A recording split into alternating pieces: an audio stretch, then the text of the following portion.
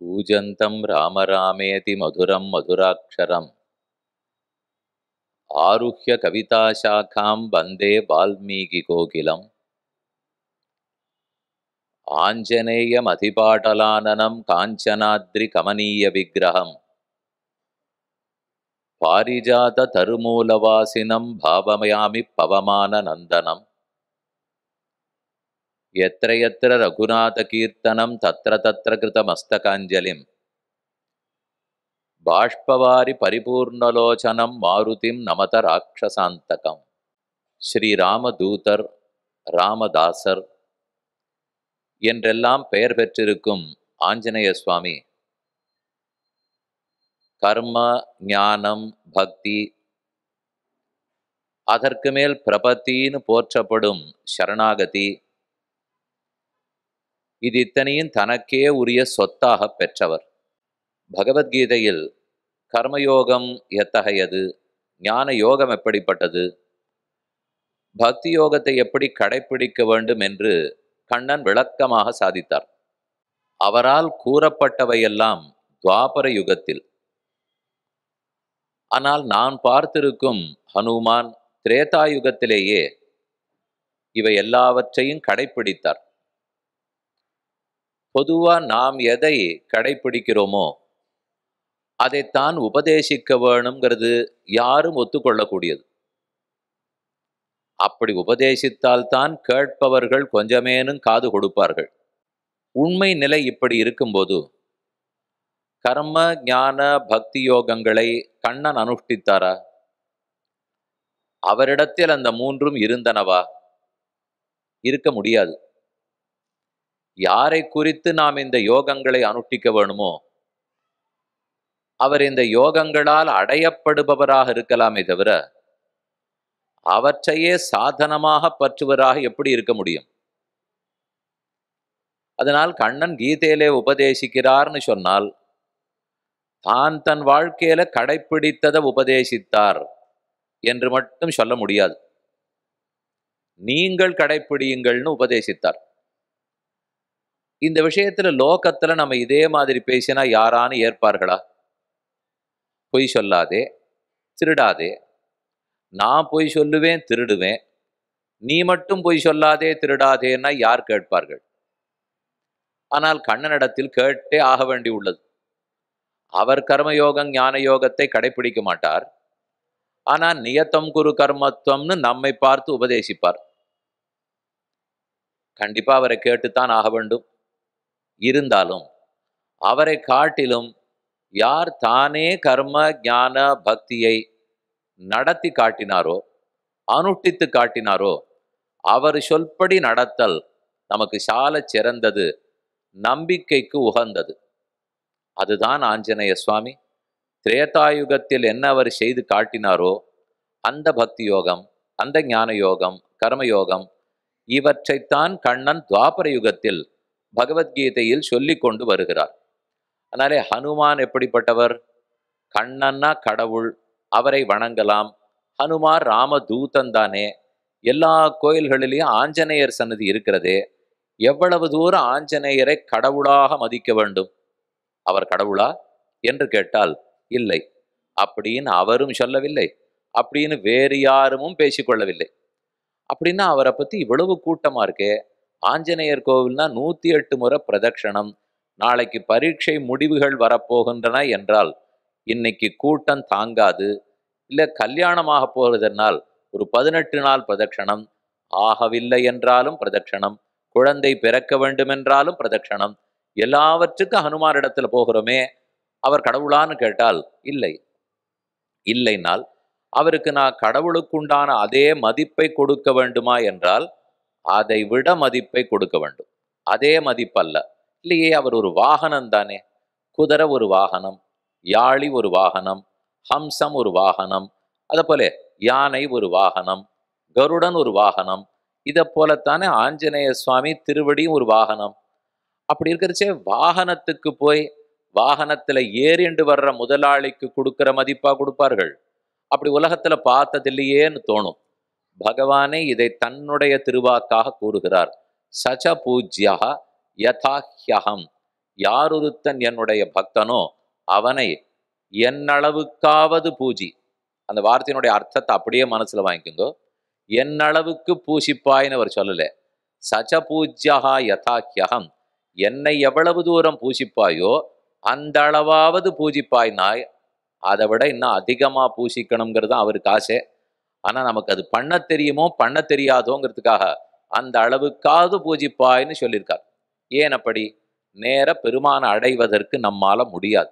ஆச்சாரியர்கள் மூலம், ஹனுமான் போல இருக்கிற பக்தர்கள் மூலம்தான், அவர்கள் வழிகாட்டினாத்தான் நம்ம போக முடியும். கங்கை சுழித்து கொண்டு ஓடுகிறது, தடால்னு இறங்க முடியுமா என்ன? படித்துறை வேண்டாமா? படித்துறையை சரிப்படுத்தினா லட்சக்கணக்கானோர் குளிக்கலாம் சொல்லிகிட்டே இருக்கும். குண்டும் குழியுமா இருந்து காலை வைக்கிறதுக்கே பயமா இருக்கு, பாசி வழிக்கின்றதுன்னா படித்துறையில இறங்க முடியாது. படித்துறை நன்றாக இருந்தால் இறங்கி ஆனந்தமா பயமில்லாம நீராடலாம். பகவான்கிறவர் கங்கையை போலே கடலை போலே. நேர குதிக்கிறதெல்லாம் ஆகாத சமாச்சாரம், இறங்கவே முடியாது. அதற்கு படித்துறை போலதான் ஆஞ்சநேயர், படித்துறையை போலத்தான் நம்முடைய ஆச்சாரியர்கள். ஆஞ்சநேயரும் இக்கரையிலேருந்து அக்கறைக்கு போனார். ராமனுடைய கதையை சீத்தையினிடத்துல சொன்னார். சீத்தையை கண்டேன்னு ராமனிடத்துல திரும்பி வந்து சொன்னார். பாலமாக விளங்கினாரா? பெருமானுக்கும் பிராட்டிக்கு நடுவில் ஒரு பாலமா இருந்தார். அதை போல நமக்கும் பகவானுக்கு நடுவில் பாலமாக இருப்பவர்கள் தான் ஆச்சாரியர்கள். அவர்கள் மூலம்தான் நம்ம இறங்க முடியும். அதனாலதான் கண்ணனே ஆசைப்பட்டு சொல்றார், தத்வித்தி பிரணிபாத்தேன பரிப்பிரஷ்னேன சேவையா உபதேக்ஷந்தி தே ஞானம் ஞானினஹா தத்துவதரிசினஹா. போய் போய் ஆதரிச்சு கேளு அர்ஜுனா. நீ இருக்கிற இடத்துல இருந்தாலாம் ஆச்சாரியர்கள் வந்து சொல்ல மாட்டார்கள். போய் விழுந்து நமஸ்கரி, கைங்கரியம் பண்ணு, எப்ப சொல்லுவார்களோ அதை கேட்டுக்கொள். இப்படி நீ போய் ஆதரிச்சு கேட்டுக்கணும்னு சொன்னார். இன்னைக்கு அந்த நிலைமையெல்லாம் இல்லை, தலைகீழ மாறிவிட்டது. எந்த சிஷ்யனும் ஆச்சாரியன் இருக்கிற இடத்துக்கு போயெல்லாம் கேட்கறது இல்லை. ஆச்சாரியர் எப்ப சஞ்சாரம், உடனே இவன் தான் கேட்கிறான்.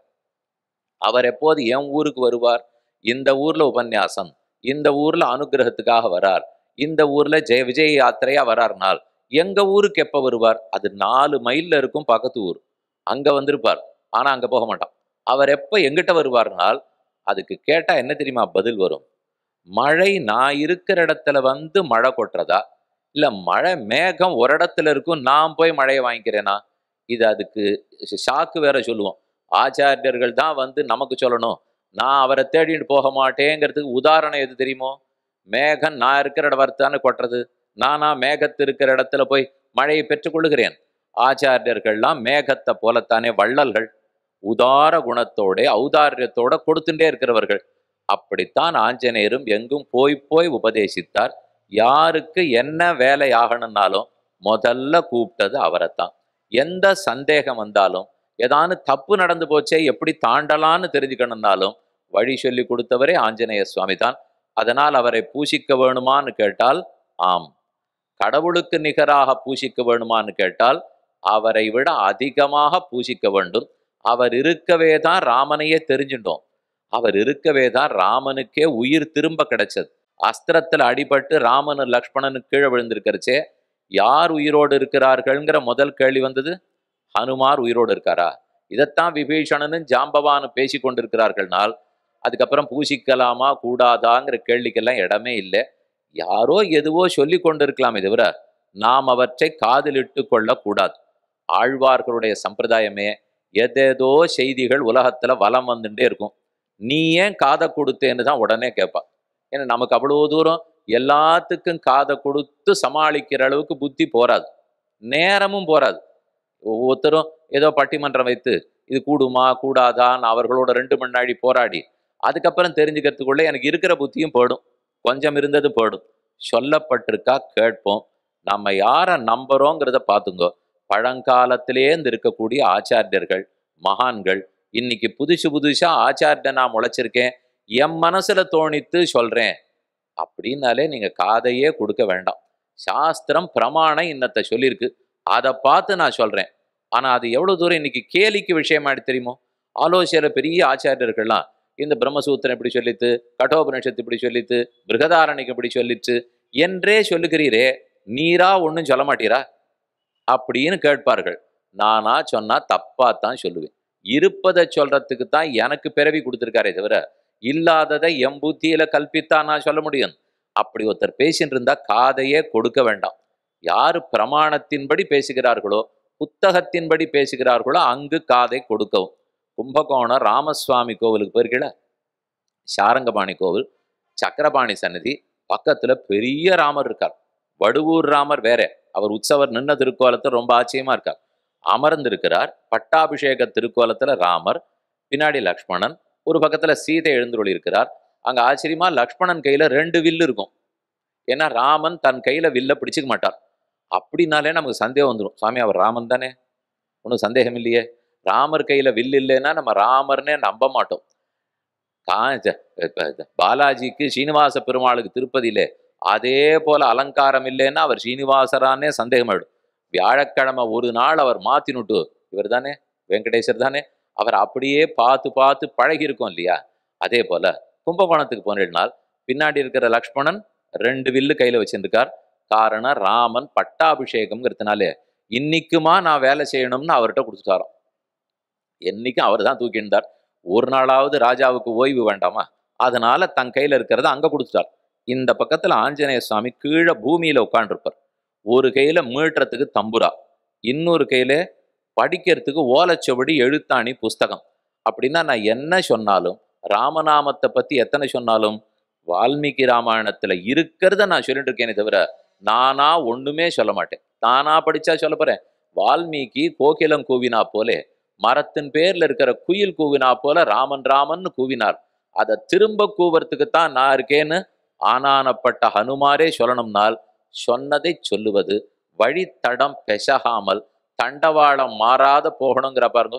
அப்படி போற ஆச்சாரியர்களிடத்துல தான் நாம கேட்டுக்கொள்ள வேண்டும். ஹனுமார் எத்தனைக்கெத்தனை மகாஜானியாக மகா பண்டிதராக இருந்தாலும் ராமனுடைய பெயர் பொறிக்கப்பட்ட மோதிரத்தை மாதா சீதாவை தேடினார். அவள் கையிலே கொடுத்தார். கிரகீத்வா பிரேக்ஷமானாசா பர்த்துக்கர விபூஷணம் பர்த்தாரமிவ சம்பிராப்தா ஜானகி முதிதா பவத். தன்னுடைய கணவனையே ஆலிங்கனம் பண்ணி கொண்டா போலே சீதை ஆனந்தப்பட்டாள். அவளை பார்த்த ஹனுமாருக்கு உடனே என்ன தோணித்து, இந்த மாதரசி இந்த பெண்மணியை பிரிந்தார், ராமன் இன்னும் உயிரோடு இருக்கிறார், அவர் அப்போதே உயிரை விட்டிருக்க வேண்டாமோ. துஷ்கரம் கிருத்தவான் ராமஹ ஹீனோய தனயா பிரபு தாரயத்யாத்மனோதேகம் ந சோகேன அவசீததி. ராமன் சீதையை பிரிந்த சோகத்தினாலேயே உயிரை விட்டுருக்கணும், இன்னும் உயிரோடு இருக்கிறாரே. இந்த ஆஞ்சநேயர் தான் மகாமேதாவி, பெரிய பண்டிதர். யாரோ ஒரு பெண்மணி அவளை தொலைச்சு விட்டார். வாஸ்தவம், கைப்பிடித்த தர்மபத்தினி தான். ஒரு பெண்ணை தொலைச்சதுக்காக ஒரு சக்கரவர்த்தி திருமகன் இவ்வளவு பாடுபடுத்தனமான ஒரு சந்தேகம். அவர் பிரம்மச்சாரி இல்லையா, அதனால அவருக்கு இல்லறம்னா என்னன்னு தெரிஞ்சுக்கிறதுக்கு வாய்ப்பு இல்லை. இப்படின்னு அவர் நினைச்சதை, இந்த எண்ணத்தை மாத்தணும். எந்த குரங்கு நடத்தை அப்படின்னு தகப்பனார் வேடிக்கையா சொல்லுவார், எந்த குரங்கு நடத்திலே ராமன் மோதிரத்தை கொடுத்திருந்தாலும் அது கடலை தாண்டி இருக்கும், சீதையை பார்த்துருக்கும், சொல்லி திரும்ப போய் செய்தியும் சொல்லியிருக்கும். எதுக்கு மெனக்கட்டு பிடித்து ஹனுமானிடத்துல கொடுக்கணும்னால் சீதையை பத்தின சந்தேகம் அவர் உள்ளத்துல தான் இருந்துதான். இப்படி ஒரு பெண்ணை பிரிந்து ராமன் துன்பப்படணுமான்னுட்டு கடைசியில் அவளை பார்த்த உடனே புத்தி எப்படி மாறிடுத்து, இவளை பிரிந்து இன்னுமா ராமன் உயிரோடு இருக்கிறான் என்று கேட்கிற அளவுக்கு மாறித்துன்னு சொல்லுகிறார்கள். அதை துஷ்கரம் கிருத்தவான் ராமஹ ஹீனோய தனயா பிரபு தாரயத்யாத்மனோ தேகம் ந சோகேன அவசீததி. இந்த விஷயத்தை பார்த்தோம். இதை கம்பநாடரும் பாடினார், வால்மீகியும் எடுத்து சொன்னார். அந்த கட்டம் வரைக்கும் நேத்தி பார்த்துருக்கோம். அதுக்கு கொஞ்சம் முன்னாடி போய் அதிலேருந்து திரும்ப பார்க்க ஆரம்பித்து பக்தினா என்னான்னு பார்ப்போம். பக்தியும் தாண்டி எதற்கு சரணாகதின்னு பார்ப்போம். நான் ஆஞ்சநேயருடைய அருளாலே சரணாகதன் ஆவது எப்படி? உபவாச கிருஷாம் தீனாம் நிஸ்வசந்தீம் புனః ததர்ஷ சுக்லபக்ஷாதோ சந்திர ரேகாம் இவானலாம். சீதையை கீழே உட்காண்டிருக்கிறத ஆஞ்சநேய சுவாமி பார்த்துட்டார். அவருடைய உள்ளத்துல என்ன தோன்றது, இந்த சீதையை தேடித்தான் எத்தனை வானரோத்தமர்கள் எங்கெல்லாம் நாம சுத்தி சுத்தி திரிஞ்சுட்டு இருக்கோம். நல்ல வேளை கடைசியில் அவளை பார்த்துட்டோம். ஆனா பார்க்குற சமயத்துக்கு உள்ளம் ரொம்ப வருத்தப்படுகிறதே. அவ 9 மாசமா சாப்பிடவே இல்லை போல் இருக்கு, குளிக்கவே இல்லை போல் இருக்கிறது. உபவாச கிருஷாம் தீனாம், உபவாசம்னா பட்னி. பட்னி நாளைக்கு சரி, ஏகாதசி பட்னி இருக்கலாம். 8 மாசம் 9 மாசம் பட்னி இருக்கணும்னா ராமனை பிரிந்தபடியால் அவ்வளவு பட்னி. உபவாச கிருஷாம் தீனாம், ரொம்ப தீனமாக இருக்கிறாள் சீதை. திருமேனி எல்லாம் அழுக்கு படிந்து போய் சாத்தின் இருக்கிற ஆடை பரியட்டம் அதெல்லாம் ரொம்ப தோய்க்காமலே அழுக்கு படிந்து போய் ஏதோ குந்துமணி பாசி மாலையை போல ரெண்டை சாத்தி கொண்டு அதை போல் தன்னுடைய கால்களை இடுக்கி கொண்டு முகத்தை முட்டிக்குள் புதைத்து கொண்டு என்ன பண்ண போறோங்கிறதே தெரியாத நிலைமையில் அமர்ந்திருந்தாள். இதை பார்த்தவருக்கு பேசுறதா, சிரிக்கிறதா, அழறதா, இதே சமயம் ராவணனை அழித்து விட்டு சீதையை தூக்கிட்டு போறதா, இனிமே பாக்கி இல்லை. மனசு முழுக்க எத்தனை அலை பாயுமோ ஆஞ்சநேயருக்கு எல்லா தோற்றமும் வந்தது. ஆனா ஒன்றும் பண்ண முடியாதே. ராமன் கொடுத்திருக்கிற மோதிரம், அதை அவளை பார்த்து ஜாகிரதையா கொடுத்தோன்னா செய்தியை பெற்றுக்கொண்டு போக வேண்டும். அவர் உள்ளத்துல உடனே தோன்றது, இவள் எப்படி இன்னும் உயிரோடு இருக்கிறாள்?